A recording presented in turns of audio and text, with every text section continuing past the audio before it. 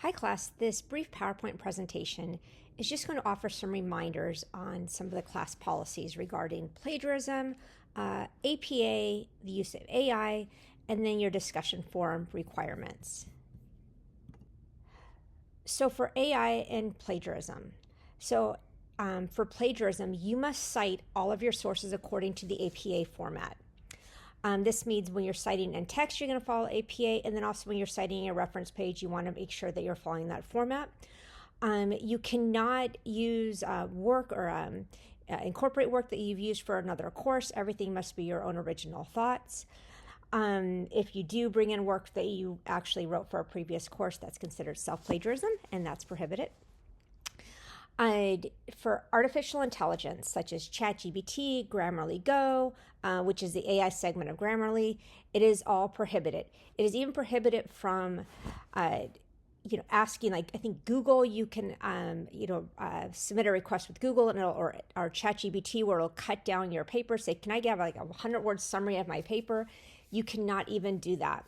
Just think of actually starting with a blank Word document and writing your paper. Your resources, you're going to actually go to the original resource.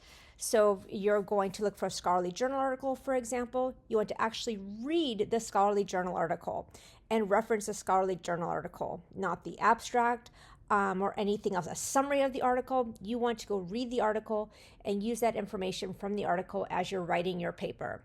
Do not accept all changes if one of your sources is recommending changes and so forth. Literally just like you're sitting there with a typewriter and typing your paper, but you have just a blank Word document. APA formatting. This course follows the APA format. Right now we're in the 7th edition. You will lose points for not formatting correctly. I really recommend subscribing to this free APA newsletter. It just offers tips for APA formatting. There's also APA instructional aids at this link here. Purdue University's online writing lab is a great resource as well, and there happen to be YouTube videos that provide overviews of APA formatting. So just a quick reminder of a reference page citation according to APA. This example here actually incorporates the DOI. So you're either going to have a DOI or your HTTP. So either one, you need to make sure you include that link at the end of your citation. And then you want to check your link to make sure that it connects to the article itself and not the abstract of the article. And I will cite checks, which means I will actually click on your link and make sure that it goes to the article, because you are required to read the article and not just the abstract. So here, just a quick reference.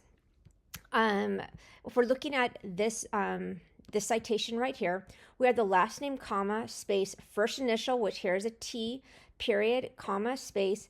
And the second one here is the second author. So second author, comma, space, and you have first initial, period, space, middle initial, period, comma, space, the and symbol, and then your third author. Following that citation, we're going to have parenthesis, the year of publication, in parenthesis, period, space, and this development and validation of the active empathetic listening scale. That is the title of the journal article. So that is written in sentence case, which means only your, the first word, your proper nouns and so forth are going to be capitalized. If you did have a colon and had another little part of your title, the first word after the colon would also be capitalized. So we end with a period, space, and here we have psychology and marketing. This is the title of the journal, and this is in italics, comma, space.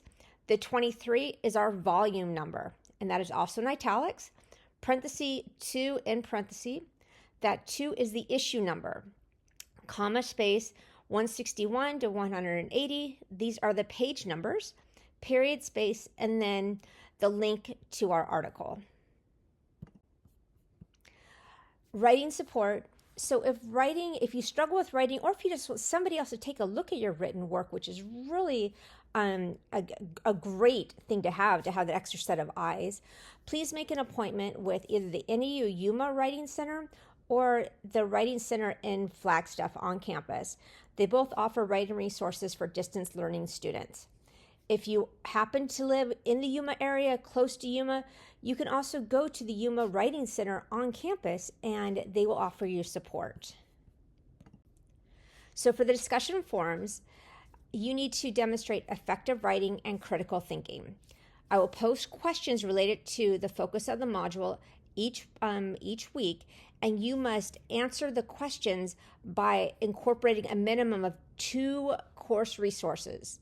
Now, if for some reason the course sources do not adequately address the question or you need to pull in outside resources, you can do so, but your course readings must be your main source of information. Make sure if you do incorporate an outside source that it is scholarly or government sources. When you respond, your responses must also be scholarly, which means you have to incorporate a minimum of 2 sources. Again, mostly referring to your course sources. In any event, they must be scholarly. So for your posting and responses. Now, you are required to post and respond to a minimum of 2 postings of your classmates. If you do not do either of these, you will receive a 0 for the assignment. Along with that, if you post or respond late past the due date, you will receive a 0 for the forum. Our postings are due every Thursday of the respective week by 11:59 p.m. Mountain Standard Time. I'm looking for you to do more than just answer the question. I need you to demonstrate that you understand and can apply the information. So with that, avoid using direct quotes. If you happen to feel a need to use a direct quote, make sure you're explaining the quote. So, and if you do use a direct quote, make sure that you're citing it appropriately. With APA, you have to list the page number in your citation.